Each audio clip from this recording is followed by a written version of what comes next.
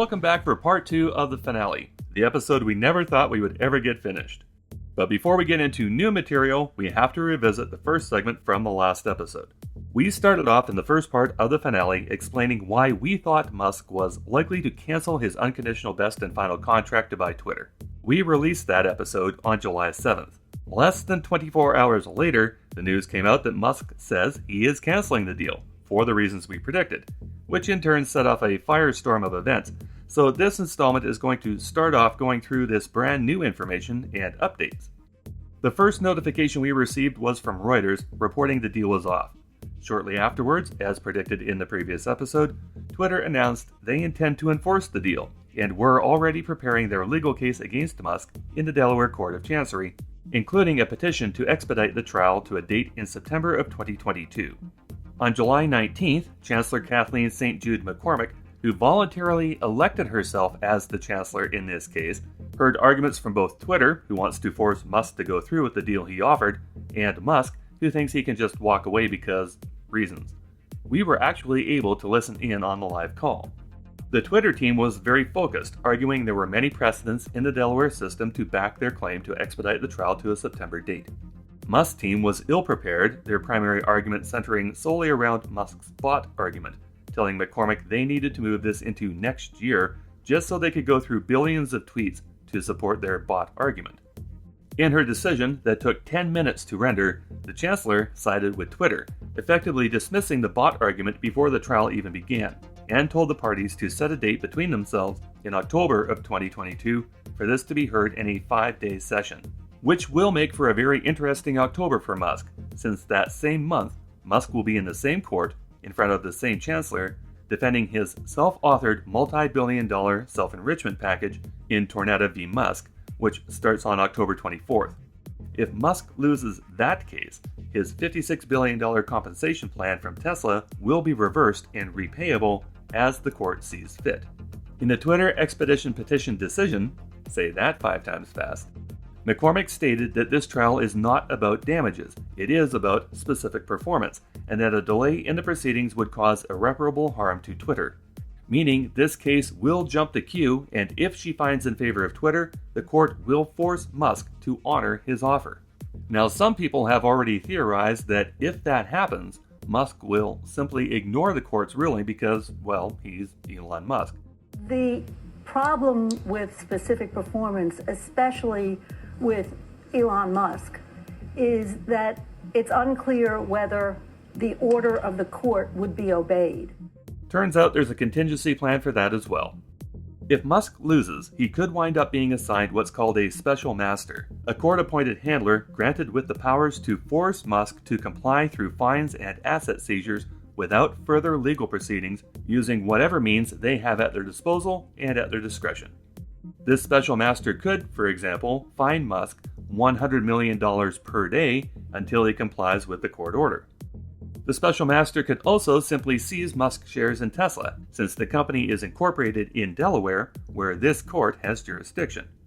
SpaceX is also incorporated in Delaware, so maybe the special master could seize Musk private shares there as well if the sale of the Tesla shares doesn't raise enough cash.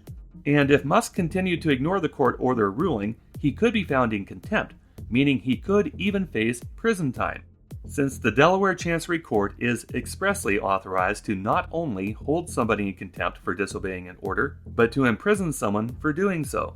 And wouldn't that be a perfect end to this story? Now, let's say Chancellor Kathleen St. Jude McCormick renders a decision for Musk to honor the deal, and he decides to do so without further shenanigans. Let's see how well that would work out for Musk. As we mentioned before, Musk gave up the leverage arrangement on his Tesla shares that he previously had in place with Morgan Stanley. And at this point, they would have to be absolutely bonkers to jump back in the pool with him. So it is entirely possible that if Musk is forced by the court to honor the deal, rather than leverage those shares, he may have to sell them off. But the more shares you flood the market with, the more impact you're going to have on the price of that stock. The question is, how much of an impact would that be? Where would you even begin to look for that type of information? Turns out we have 2 recent examples of what happens when Musk floods the market with shares, and Tesla shares specifically. He did it in November-December of 2021, when most of the Tesla board also took the opportunity to cash out right around the all-time high. Musk sold over $15 billion in Tesla shares over that time frame and dropped the share price from about $12.20 to roughly $900, a 27% drop across $15 billion in shares sold. He did it again in April, liquidating over $8 billion in shares, dropping the price from $998 to $876, a 13% drop across $8 billion in shares. So these appear to be consistent. Sell $8 billion in shares, lose over 13% of the stock price. Do it again, lose another 13% plus. That gives us a starting point to run very simple numbers on what would happen to Musk's holdings in Tesla if he is forced to go through with the sale and had to take all the money from his Tesla holdings to make good on his word. Here's what we came up with, and we rounded the numbers a little to make the first example easy to follow. According to The Verge, Musk was holding 175 million shares in Tesla as of April 29th of 2022. According to Forbes and other sources, half of those shares are already leveraged against Musk's personal debt. Let's say Musk has 100 million shares free and clear. July 8th, the day he canceled the deal, Tesla shares closed around $750, so we'll use that number for the beginning stock price. Gives him $75 billion in Tesla shares sitting in his Robinhood account that he can still access. The total price of the Twitter transaction is different every time it's reported, as low as 41.6 and over 46 billion. We're going to use 45. And for this example, we're going to use a 15% drop in Tesla stock price every time 7.5 billion in shares is sold. So 6 tranches in total. The percentage drop in stock price in each round is located in the top right corner. On the first tranche, Musk needs to raise $7.5 billion at $7.50 per share, so he sells 10 million shares, leaving 90 million shares in his account. That transaction will drop the stock price down 15% to $637.50. The next tranche gets sold, but to raise $7.5 billion, he needs to sell 11,764,706 shares instead of 10 million, dropping the shares remaining to 78,235,294, dropping the stock price to $541.88. Next tranche gets sold, requiring 13,840,830 shares to get to the 7.5 billion. Stock price drops to 460.59, requiring 16,283,330 shares to hit their target. This drops the sales price to $391.50. 19,156,859 shares need to be liquidated to raise $7.5 billion this time. Now the stock price drops to $332.78, so the last tranche needs 22,537,481 shares to finish the sell-off, and that will drop the price on the remaining shares again by 15%. This would leave Musk only 6,416,794 of his original 100 million shares. And if this model holds, they're no longer worth $750 apiece. They're only worth $282.86, for a total value remaining in the account of $1.815 billion compared to the original $75 billion he started with. Of course, any fees associated with these transactions have been ignored, but they would also affect the bottom line here. You know what else we ignored? Capital gains or income taxes. This is where he would sit before the government takes their share of the $45 billion in profit Musk just cashed out, since he has been buying these shares through his options at $6.24 per. At this point, Musk's finances are pretty much crippled. He would have to start selling off private shares in SpaceX to make up the difference. Musk would also lose his shareholder control of Tesla with only 6.4% of his previous voting power on these shares. He would no longer be able to control a supermajority outcome as he has become accustomed to. So when it comes time for shareholders to dump his useless tag-along brother from the board, or any of the other stooges on the board for that matter, other shareholders would finally get a say. Now, guaranteed some muskrat looking at these numbers is already typing away frantically in the comment section about how these numbers are biased. Well, it's in a formula spreadsheet, so let's change a couple parameter numbers and see how other scenarios play out.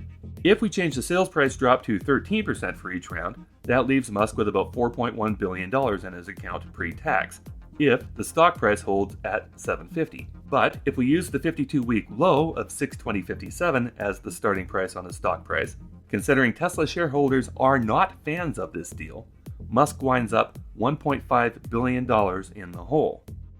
And if we use 87,500,000 as the starting number for shares, which is the 50% mark of the reported holdings that aren't already leveraged, well, now he would come up almost $5 billion short. Even if we reduce the sales price drop to 10% per round, Musk is still screwed, needing to borrow $2.77 billion to do the deal with no more shares to leverage. And some analysts figure it would be double that, at 20% per round, leaving Musk to scrounge up another $8 billion to complete the deal. That example we ran first is starting to look pretty good now, isn't it? The closer you get to reality, the more reality is going to bite Musk in the ass. But if you have other numbers you would like us to run, leave them in the comments section and we'll throw them through the spreadsheet for you. Now back to the taxes. Lots of different ways it could go, everyone with their own ideas. After a quick Twitter question about potential tax rates, consensus is that Musk would probably be taxed at 20% on his profit from those shares. Going back to the $750 price at 15% drop per tranche frame, Musk would have sold 93,583,205 shares to raise $45 billion. Musk bought those shares through his self-enrichment package from Tesla at $624 per share, so he only paid $583,959,205 for them. Subtract that total from the $45 billion raised, it gives Musk $44,416,040,795 in profit on those liquidated shares. And at 20% federal capital gains, he would owe the government $8,883,208,159 in tax. Money he cannot pull out of Tesla because now all of his available shares are gone. And there's yet another kick in the teeth waiting for Musk in this scenario. At some point, as the price of the stock drops out from underneath him, the 88 million shares he already has leveraged are going to get margin called, creating yet another financial crisis for Musk to deal with, and left with no way to pay it out. Maybe now, when we say Musk is stock rich and cash poor, people can get a better understanding of what that means. Musk is not worth $200 billion. His share certificates might be worth that based on their current stock price times the number of shares he has enriched himself with, but those shares can't be liquidated into cash easily or for what the market closed at on a particular date. The more he sells, the less they are going to be worth. And as it turns out, it's unlikely he'd be able to sell every share he's got to make good on his extremely poor decision where buying Twitter is concerned. At the end of the day, if Musk is held to specific performance on this contract, he could wind up in a lot of financial trouble to acquire a company that currently loses billions of dollars per year. So we will be following that situation very closely. We also have another quick update, this one regarding Musk's full self-driving promises. Of course, you remember Musk's statement from the first part where Musk declared, in order to solve full self-driving properly, you have to solve real-world AI. For the past 5 years, the man in charge of making that happen at Tesla was Andrej Karpathy. This is another guy with a PhD that sold his soul to Musk, who does not have one. According to LinkedIn, Musk got Karpathy right out of school by way of OpenAI for 18 months before moving to Tesla as Senior Director of AI. That position would have put him in charge of not only Autopilot and FSD, but also whatever AI is going into Optimus and establishing Dojo. In August of 2021, for Tesla's AI Day, Karpathy was on stage with Musk explaining how their concept of AI was supposedly moving forward and how the camera-based FSD was rendering a 3D environment around the vehicle using vision instead of radar. Most of you have already seen at least a portion of this presentation already.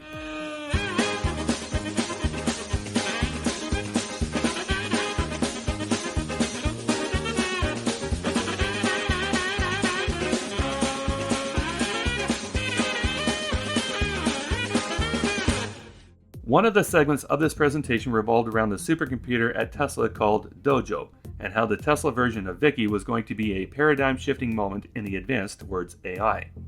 Dojo was the one item specifically mentioned in Andrej's March 27th post announcing his sabbatical from Tesla. Musk also flippantly mentioned that Karpathy would be gone for about 4 months. Or much shorter, as it turned out. July 13th, 2022, Andrej Karpathy announced that he was done at Tesla with no clear plans for the future. And 2 months prior to that, we had predicted this outcome on April 27th, along with the reasoning behind it. 2 weeks prior, we pretty much figured he'd be going to work for Apple, just didn't know when exactly. Point is, nobody who takes a sabbatical from Tesla comes back, and we knew it. So if anyone knows of a company who needs an AI expert whose level 2 ADAS randomly and indiscriminately drives people into the backs of fire trucks, cop cars, trees, shops, other cars, past the trains, wrong way up one-way streets, knowing that the vehicles are inescapable death traps when they catch fire after a collision, you found your man. Now, to go a little bit out of order here, this man would have been in charge of the staff responsible for this little-known aspect of the FSD learning cycle. If you look at one image out of a video, it's actually quite hard to see what's going on with that ambiguity. But if you look at a video segment of a few seconds of video, that ambiguity resolves. So the first thing we have to do is sort of tie all 8 cameras together so they're synchronized, so that all the frames are looked at simultaneously and labeled simultaneously by one person, because we still need human labeling. To clarify, Tesla FSD does not learn without human input. It requires humans for data labeling to determine if the Tesla algorithm identifies an object well or poorly. This is what the San Mateo office of Tesla does, with hundreds of people working on this objective, taking those reports people send in and reviewing them to see how the program is performing. Well, they used to do that at San Mateo. Hundreds of those data labelers are now looking for new jobs, and their office has been closed down as part of the layoffs Musk conducted in June of 2022, after a full-blown recruitment campaign the previous fall. As Electric reported in their article, this was a critical project for Tesla to achieve self-driving capability.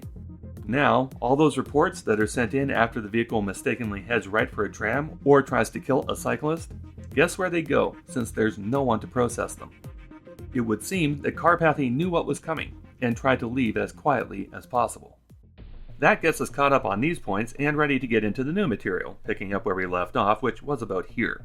Musk had just gone through a series of teary-eyed martyrdom claims, culminating in this. Surely it should be an absolute strategic priority to look after yourself. I mean, there wasn't any other way to make it work.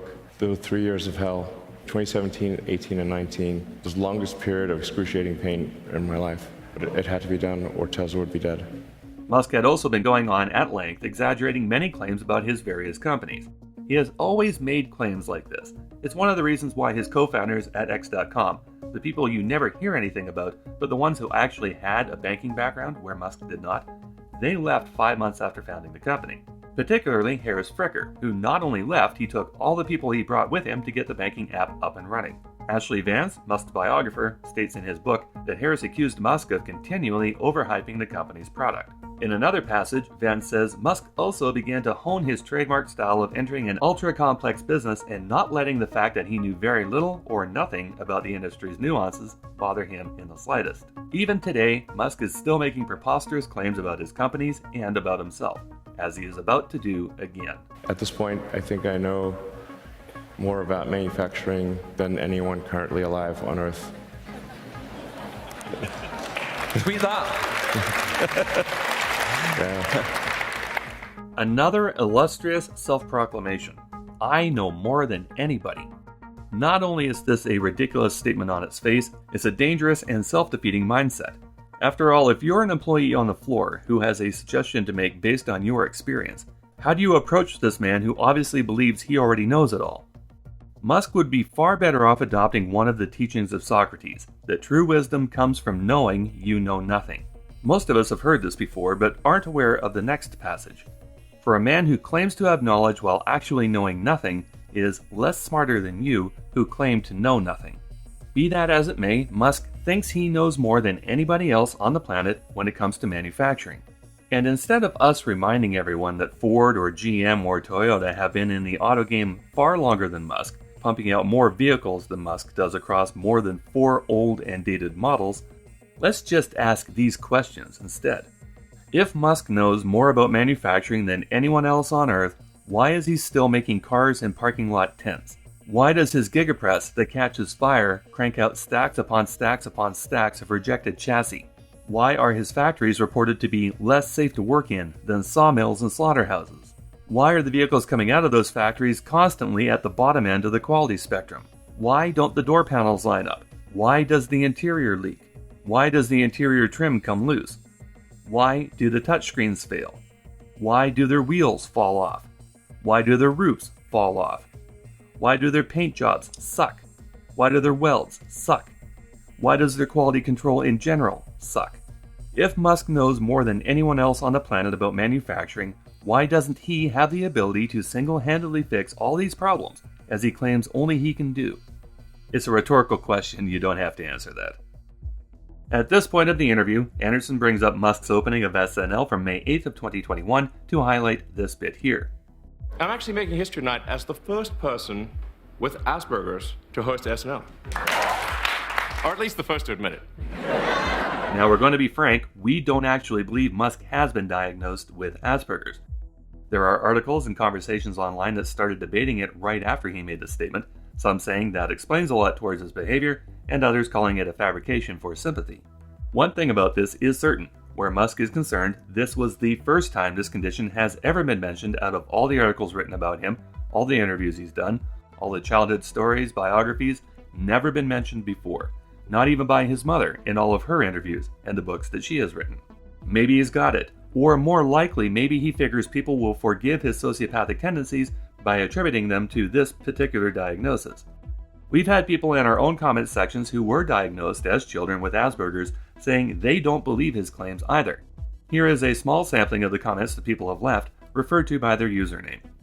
Dazgib Mecker is an Aspie and believes not only that Musk does not have it, but also that Musk wants to associate himself with famous people who were suspected of having it, like Newton and Einstein. Other famous Aspies include Bill Gates and Steve Jobs, so of course Musk would like to join that club.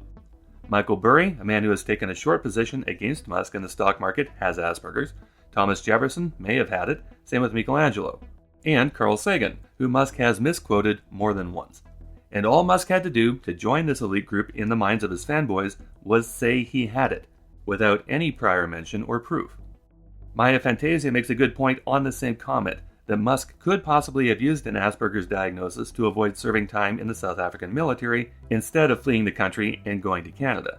Sebastian Irala also has Asperger's and dismisses Musk's supposed speech impediment as being a determining factor towards a positive diagnosis, as his own stuttering was easily remedied.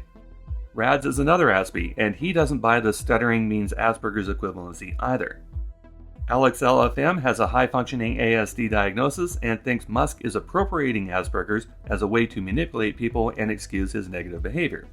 Dominique Duda, as another person with autism, calls BS on the claims that Aspies have trouble expressing themselves. And Jay mocks Musk outright, claiming he pretends to have Asperger's and is spewing a horrendous lie.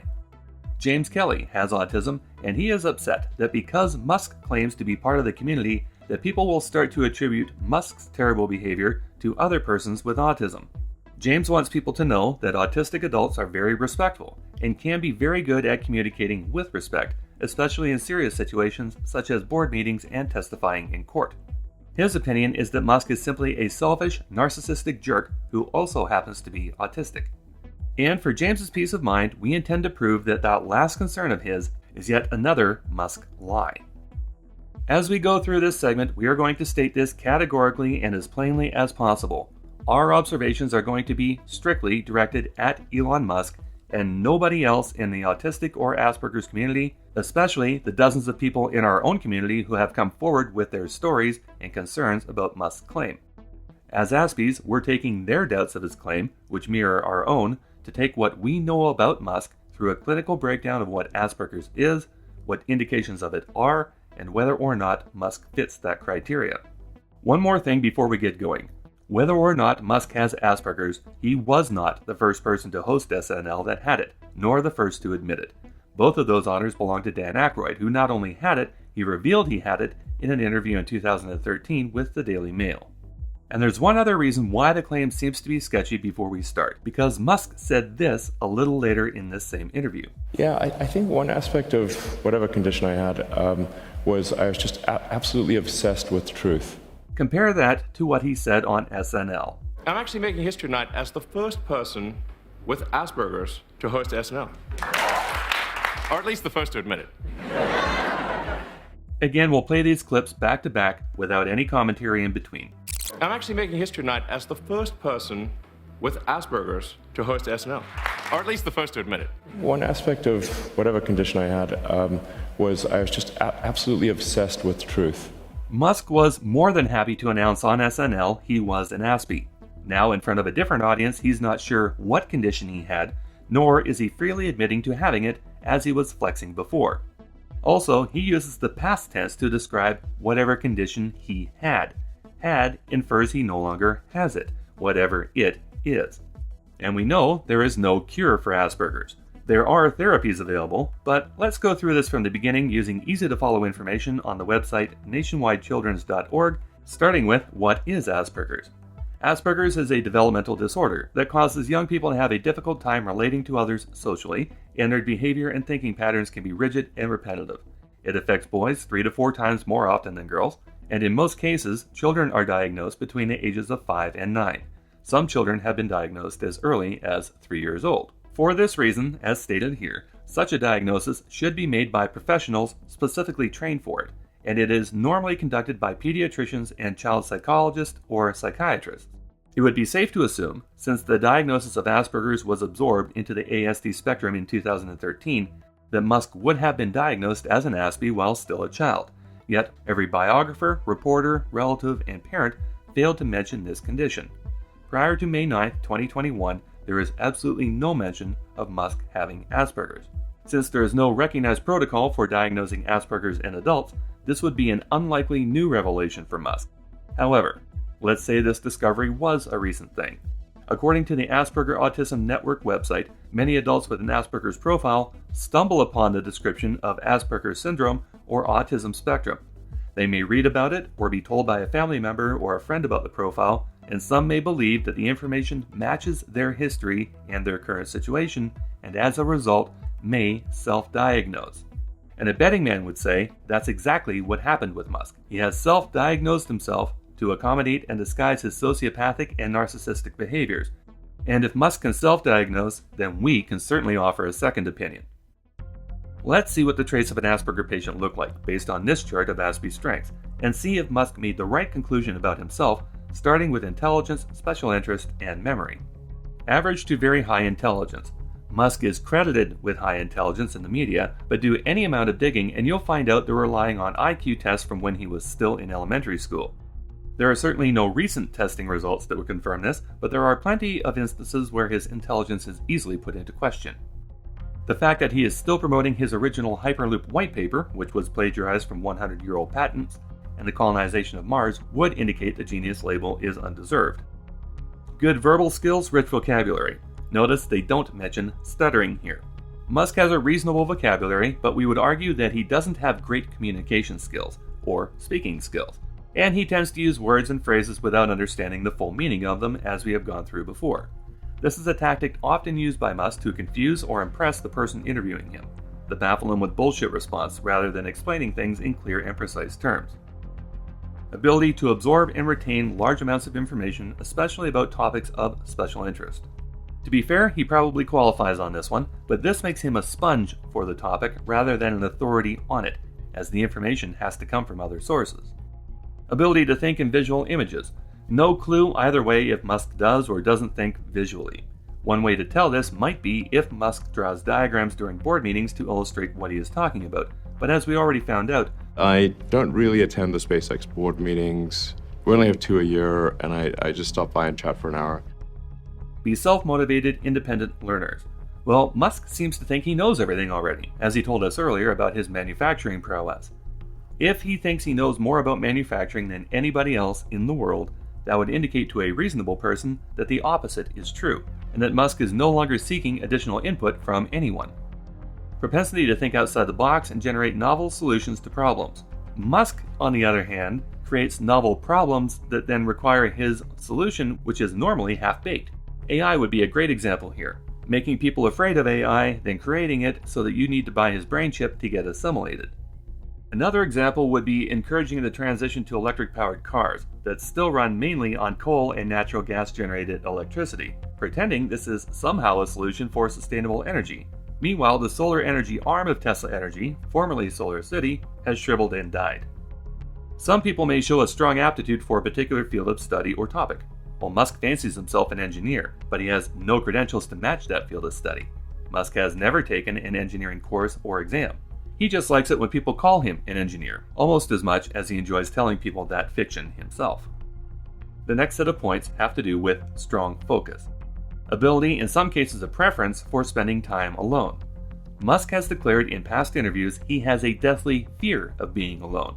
In 2017, he admitted this during an interview with Rolling Stone, the interviewer Neil Strauss identifying Musk as having textbook codependence issues. Musk made several declarations. I will never be happy without having someone. Going to sleep alone kills me. I never want to be alone. I don't want to be alone. And the entire time he was bordering on breaking out in tears. Safe to say Musk fails this criteria. Take an interest in arcane or offbeat fields of knowledge. We're going to touch on this a little later, where Musk makes several lofty claims in this regard which are easily disproven. Concentrate for long periods of time on reading, experimenting, writing. The mainstream media would have you believe Musk spends 20 hours a day poring over technical journals, drawing up blueprints of cities on Mars, writing his manifesto for the future that will unite all of humanity. In reality, his days are pretty much spent doing interviews, responding to lawsuits, and tweeting from the shitter. Avoid wasting time in some activities that appeal to neurotypical people. Again, Musk spends a great deal of time on Twitter. He also spends a lot of time playing a wide variety of favorite video games, the same as any other typical neurotypical person. Both activities could be reasonably described as wasting time. Some special interests can be channeled into productive hobbies or even careers where the person may be creative or make new discoveries. On this point, the mainstream media again plays a role in broadcasting the unsupported mythos of Musk. He is not a scientist, he is not a physicist, he is not an engineer, he is not a great inventor, he is not a problem solver, he is not a paradigm shifter. The concepts he promotes, pretending they are his own, are often recycled from science fiction storylines or in some cases plagiarized from old patents or scientific papers. Things as simple as the solar roof tile, that was patented by NASA in 1976. The Neuralink BMI Musk claims creation of was stolen straight out of a Duke University patent through a lab assistant working on that very project for both parties. So Musk's ability to think creatively is limited by the work others have already done or movies he has watched. In our opinion, he is incapable of manifesting his own unique creative thoughts. And yes, that even includes Starship. Moving to the points about being detail-oriented. Ability to notice small details of an idea, theory, number pattern, book, film, object, or visual image. It would be hard to imagine Musk being able to notice small details in an idea or a theory, considering he can't identify gigantic gaps in the concepts he presents as his own. Let's take the fact that Starship is not physically big enough to carry 100 people, their provisions, and supplies off-world. The fact that in this diagram there is no way to change lanes. The fact that open brain surgery is a life-threatening procedure. If he can't identify those problems, noticing an error in a Fibonacci sequence seems beyond his capacity. Ability to perform repetitive tasks where accuracy, rules, and routine are important. We also read this as the ability to properly follow something through to completion on a regular basis, something like building a piece of IKEA furniture over and over again. Again, this is not what Musk does. Musk would be the opposite, unable to focus on the same thing for a long period of time. How many products has he unveiled without producing the products he unveiled 5 years ago? Strong work ethic, commitment to quality, and accuracy of work. The fact that the cars his factories produce, on assembly lines he takes sole credit for creating and refining after living in excruciating imagined pain for 3 years, are among the worst cars on the road year after year, would infer Musk also fails this qualification. Musk will claim to have a very strong work ethic, but available evidence does not back this up. Moving into unique humor. Play with language and create puns. Well, seriously, if it was not for the numbers 69 and 420, Musk would have nothing funny to post.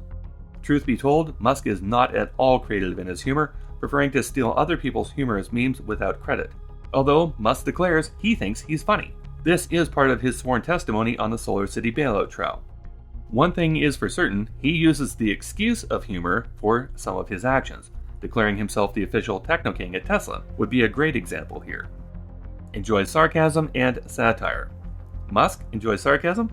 Definitely not if it's about him. He does have a mean sarcastic streak on social media though, and it's gotten him into trouble more than once. Relish life's absurd, dark, or incongruous side. No comment here really, one way or the other. If he was still with Grimes, might be a different story, because she certainly qualifies as absurd and incongruous. See through empty rhetoric or conventional pieties. Now, whether or not he sees through empty rhetoric is up for debate, but the fact that he has built his companies on this very foundation of sand should speak volumes here. Empty rhetoric, by definition, is synonymous with hollow promise, words uttered without any attempt to make the action necessary to back them up. In fact, given the number of fake promises Musk has made and continues to make, Empty Rhetoric would be the perfect title for his next biography. Next up is honesty, and if he was going off the rails before, this section crushes him. Ability and tendency to tell the truth, even if it is not tactful or in one's self-interest. In this one, Musk fails miserably.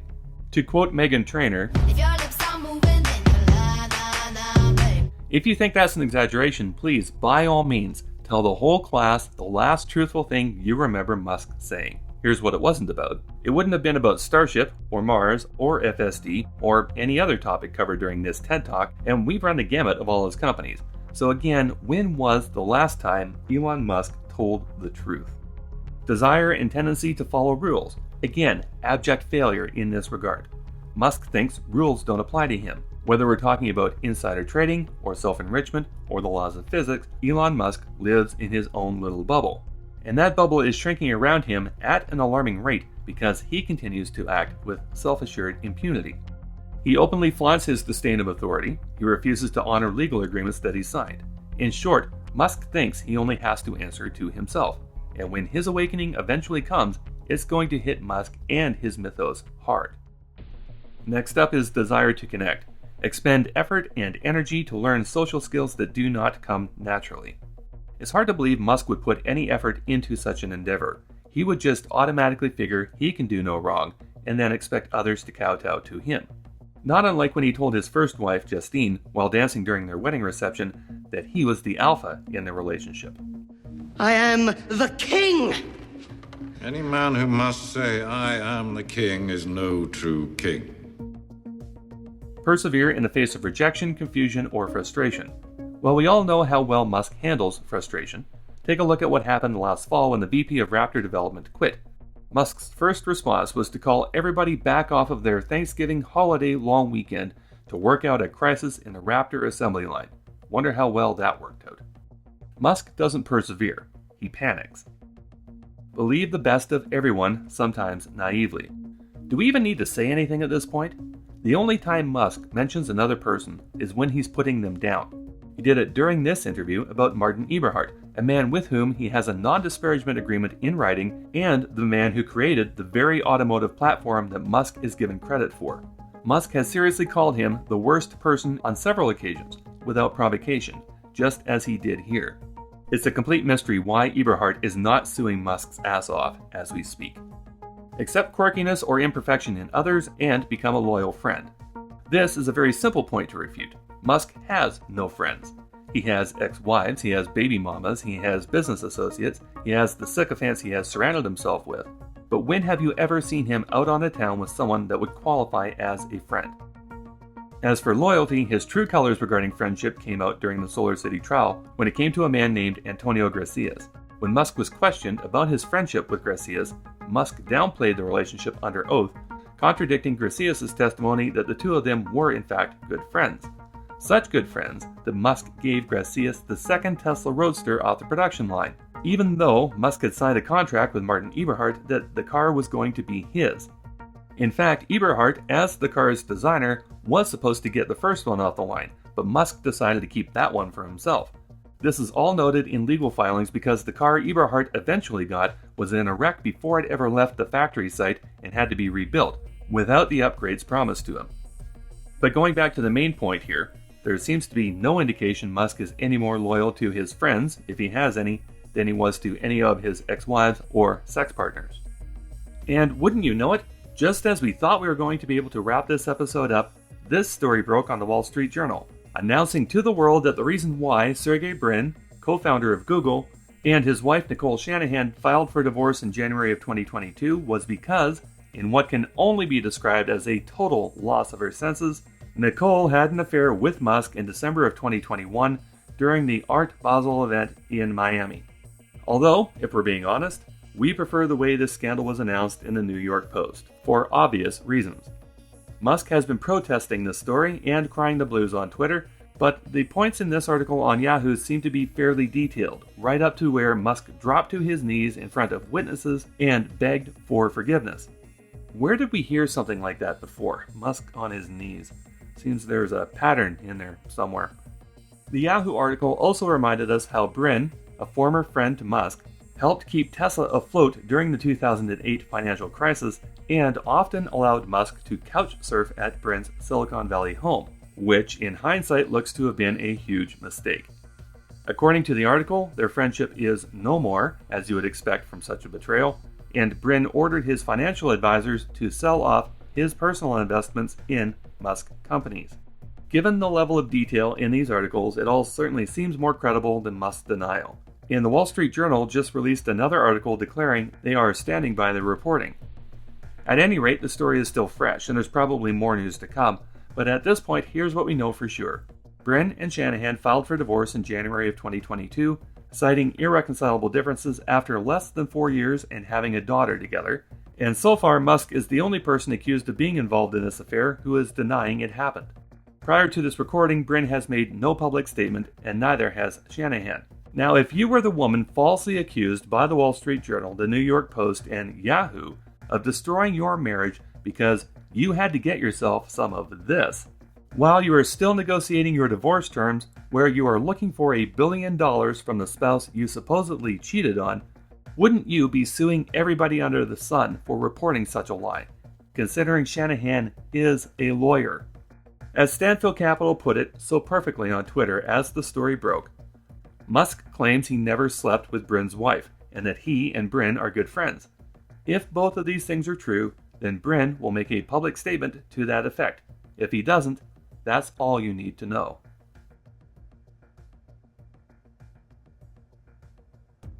The last bubble on the chart has to do with Aspies being fair and just.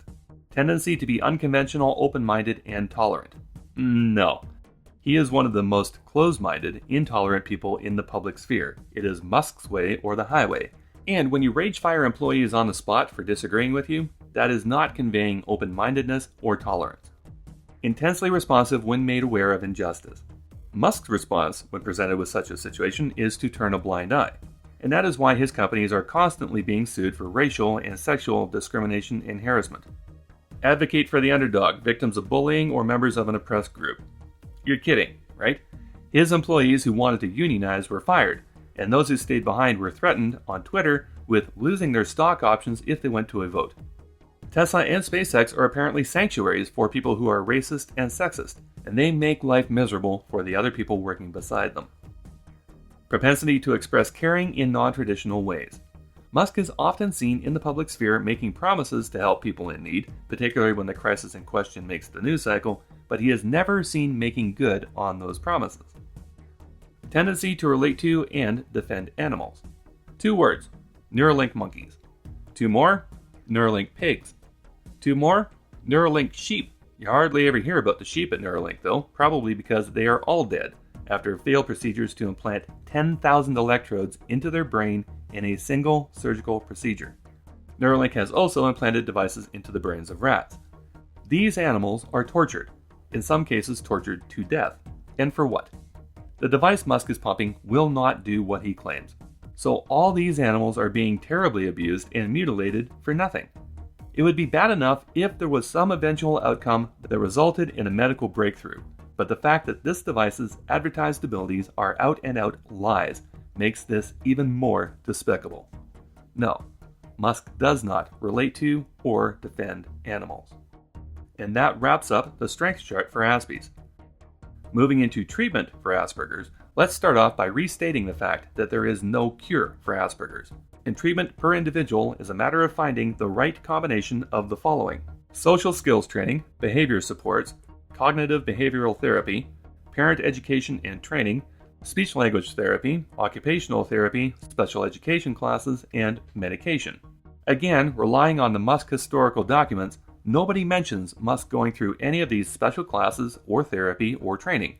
And when it comes to the medications used to treat Asperger's, the top ones mentioned are Risperdal, the generic version Risperidone, Lisdexamfetamine, and olanzapine. You'll notice that none of these meds are compatible with alcohol, meaning they wouldn't be very conducive to Musk's current lifestyle, especially when he wants to make a little magic with red wine and Ambien. Perhaps a chemist can let us know in the comments what would happen if you introduced Risperdal into a red wine Ambien roofie. In conclusion, he is probably not taking meds for his declared condition. No one has mentioned any aspect of therapy in this regard at any point of his life, including the present. So the logical conclusion here is he is not seeking treatment for Asperger's. So to all the people who are giving us grief about not believing Musk's claim about being an Aspie, there's no longer any doubt. There's no chance of it. You take the fact that he hardly matches any of the personality chart, combine it with a lack of meds or therapy required to treat it, and this conclusion is unavoidable. If you still think Musk has Asperger's, save your breath. As far as we are concerned, this point is settled. Wrapping up this portion, we would actually like to thank the Aspies in our community for encouraging us to do this segment, because we learned a lot about the syndrome as a result. And one of the biggest things we learned, given their propensities to possess above average intelligence with ingrained senses of right and wrong and a tendency to be more truthful than most, with a soft spot for animals and underdogs, what we learned is that everybody could use a couple more Aspies in their life. And for James Kelly specifically, you no longer have to worry about Musk embarrassing you by association. The two of you have nothing in common.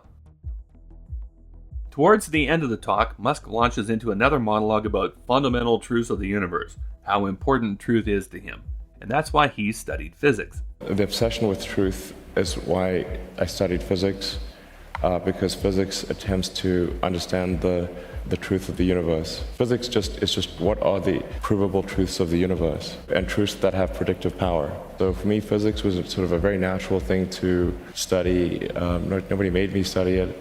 It was intrinsically interesting to understand the nature of the universe. Let's be clear, there is a huge difference between studying physics and understanding physics. And someone who ended their education in a subject at the Bachelor of Arts level, no matter the discipline, is by no means a master of the subject matter. In the interest of full exposure, allow us to examine the difference between a Bachelor of Arts, which Musk supposedly has, versus a Bachelor of Science in Physics. Bachelor of Arts in Physics degree is intended for students seeking a foundation in physics as a liberal arts degree, but who typically do not intend to become physicists. The flexibility in this degree program allows students to gain significant educational breadth in other disciplines. This degree may well be suited for students seeking to continue their education in medical, dental, business, or law school. In short, it is a liberal arts degree. A Bachelor of Science in Physics is what people take if they intend to follow a more scientific approach. Those who intend to become mathematicians, scientists, or engineers would take this more rigorous course. So Musk graduated from the University of Pennsylvania with a degree in Physics Light. Does that sound like someone with a lifelong yearning or attraction or obsession with a topic? Judging from his past suggestions, Musk doesn't really understand physics whatsoever.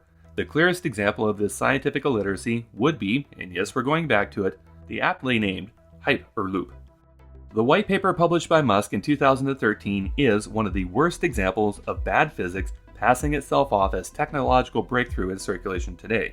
The very premise of a vehicle riding on a cushion of air within a vacuum chamber would have been a failing grade at most middle school science fairs.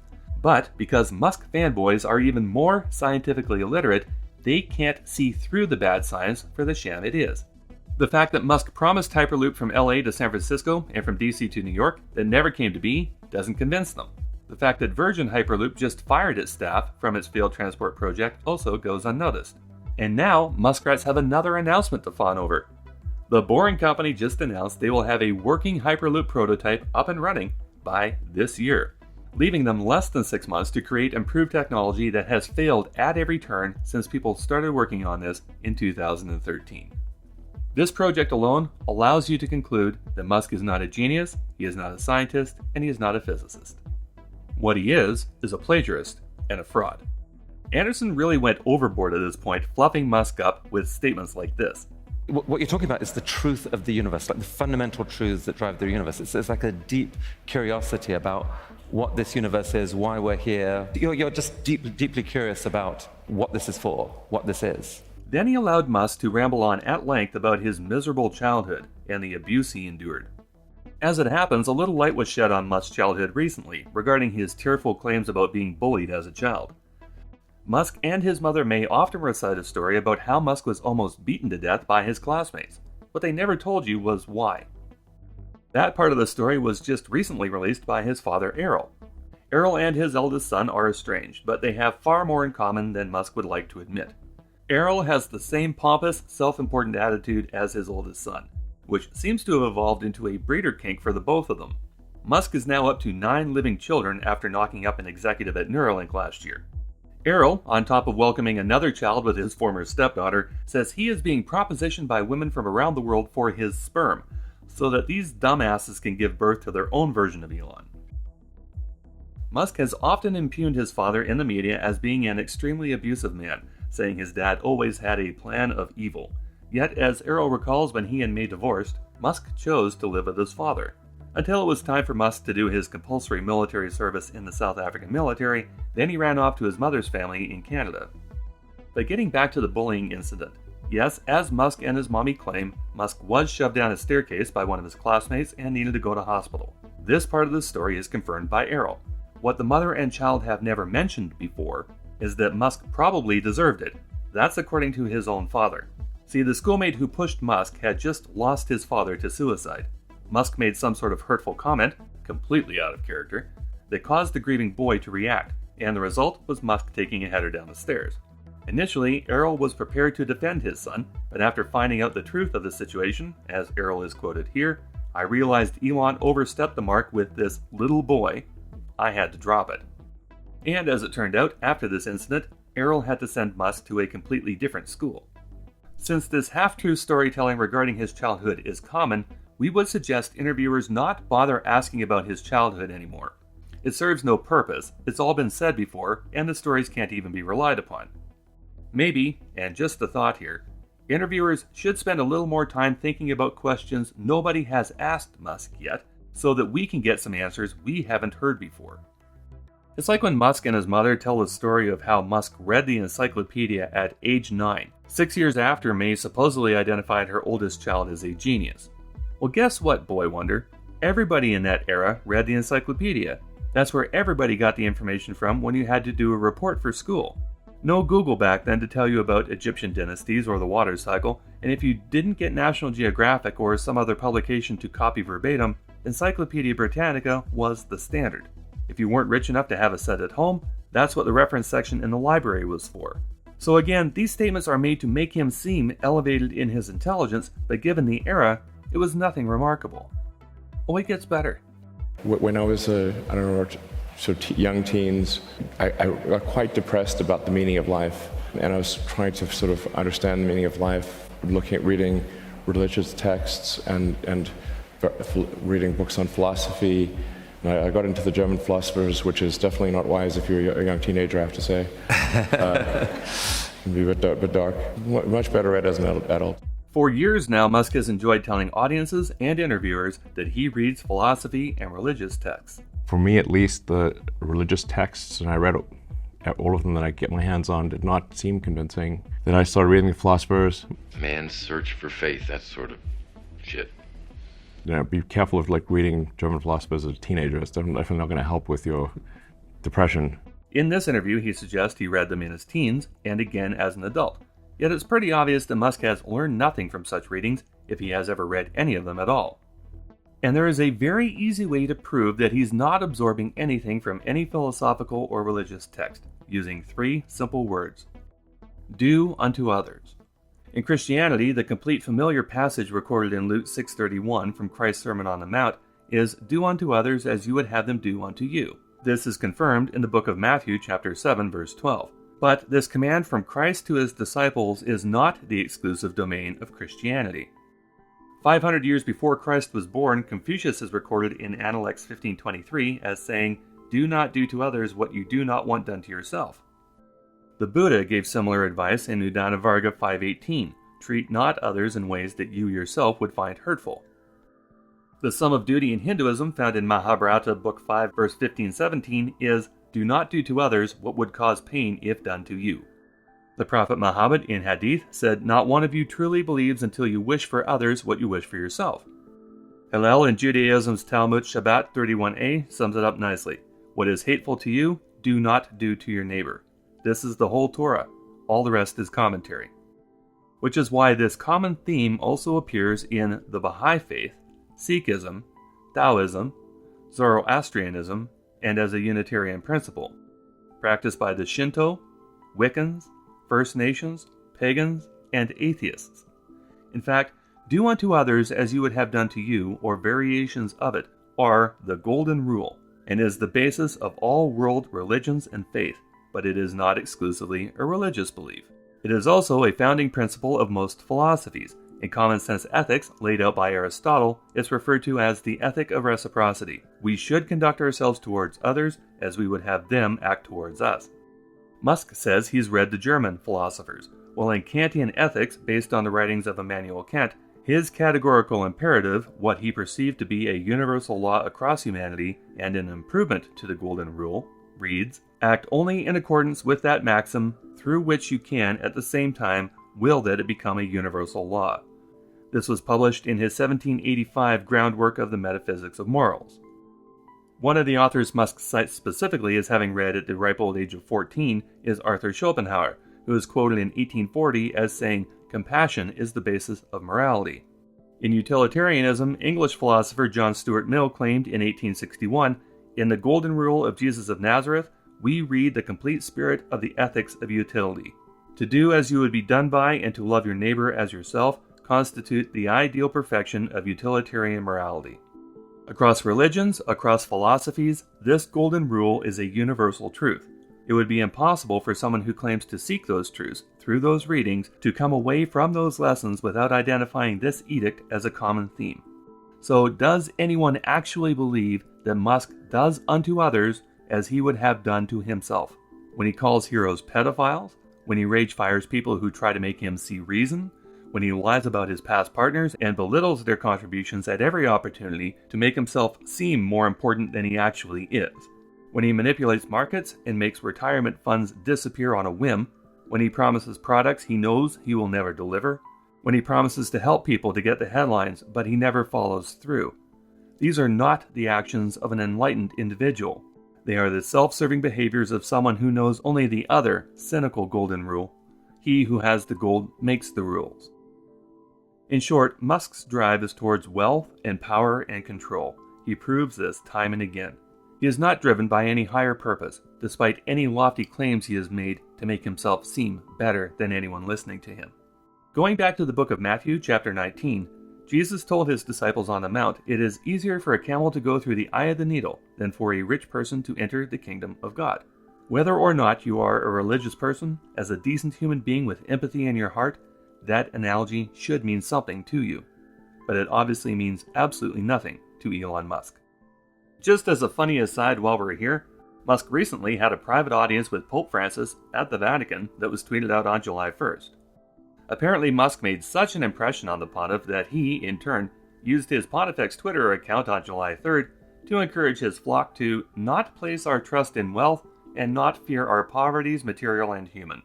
Basically, come for the holy water, stay for the burn. Wrapping up the interview, Anderson brings up a photo of Musk with his toddler son X. So that's X, and it was just a delight seeing you hang out with him. And Sure.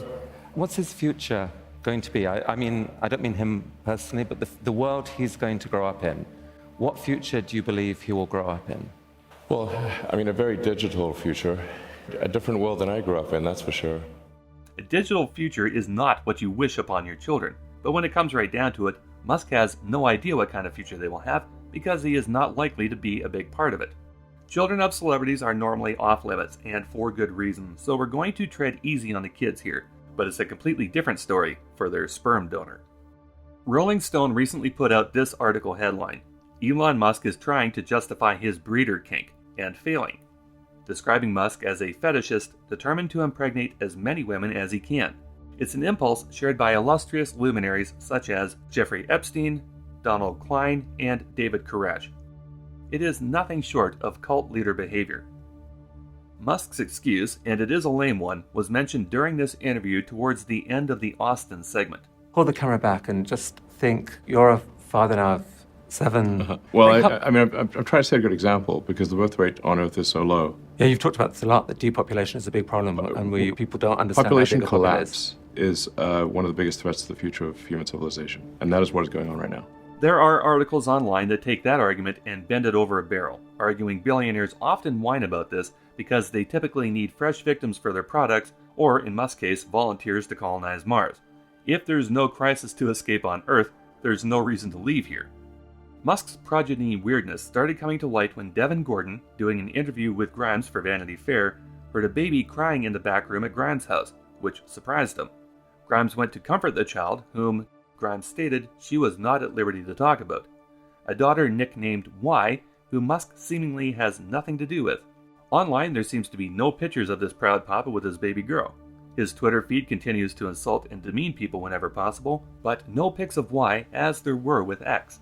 When the Muskrats first heard about the baby and how her nickname was Y, they were overjoyed at how clever Musk and his partner were at picking the nicknames for their children. Of course, in doing so, demonstrating how even simple biology is beyond their understanding. It is the females who have 2 X chromosomes, and males have the XY pairing. So these two geniuses got it backwards.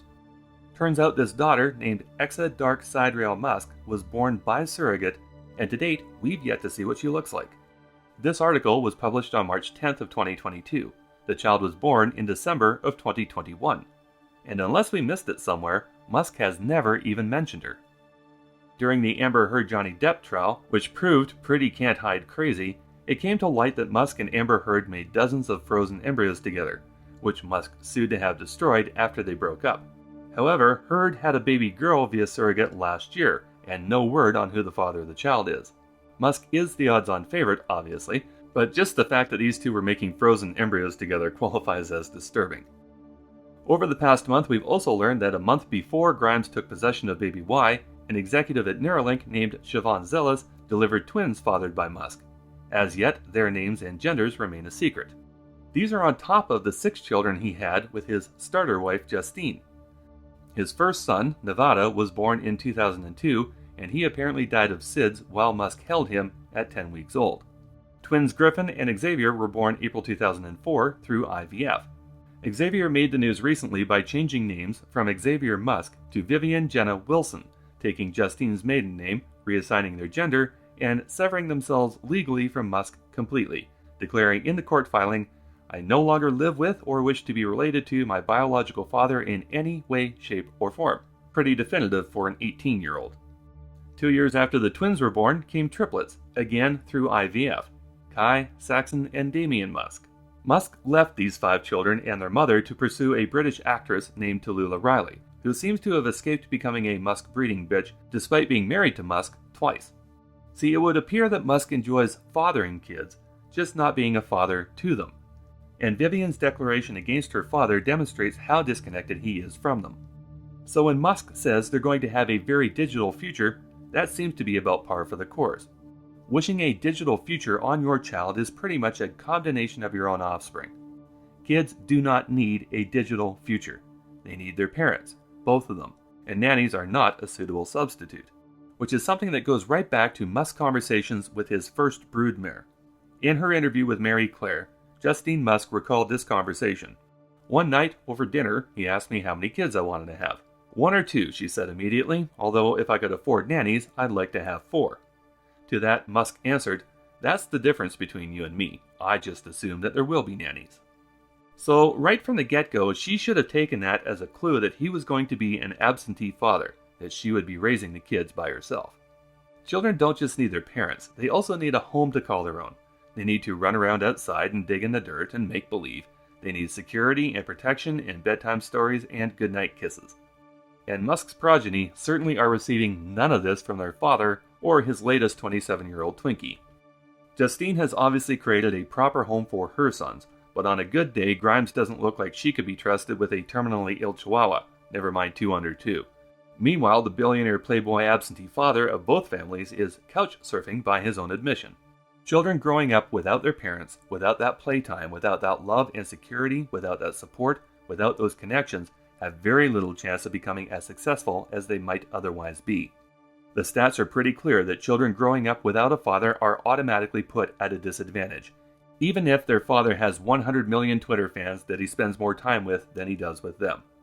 Let's summarize this aspect of Elon Musk by putting it into very simple terms. It does not matter how famous you are.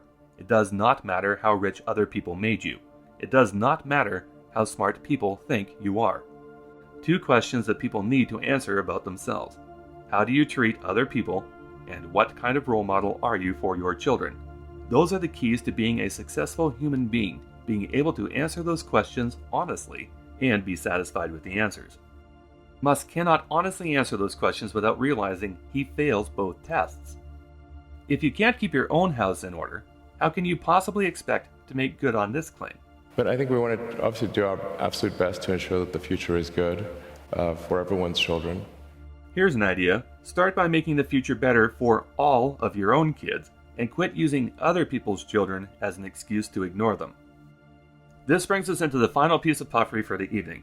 Anderson gives one more assist to Musk before he launches into his final talking points, and there's really nothing left to do here but let the audio run while flashing up some reminders why even the closing remarks here are unremarkable.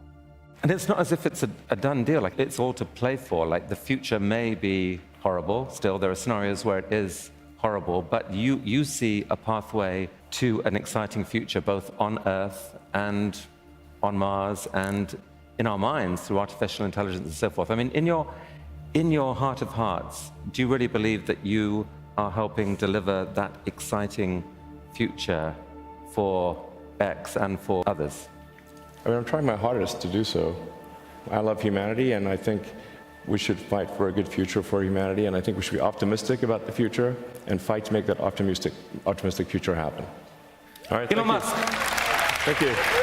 And that, boys and girls, concludes our TED Talk 2022. Thank you for tuning in to this series from the Common Sense Skeptic. This project has certainly qualified as a marathon, but we're finally across the finish line.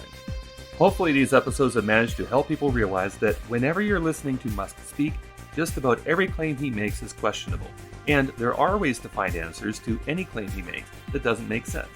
If a number doesn't sound right, pick up a calculator. If a claim sounds bogus, go looking for the reason why. This is information that everybody should find useful, whether or not you're a Musk fan or a skeptic.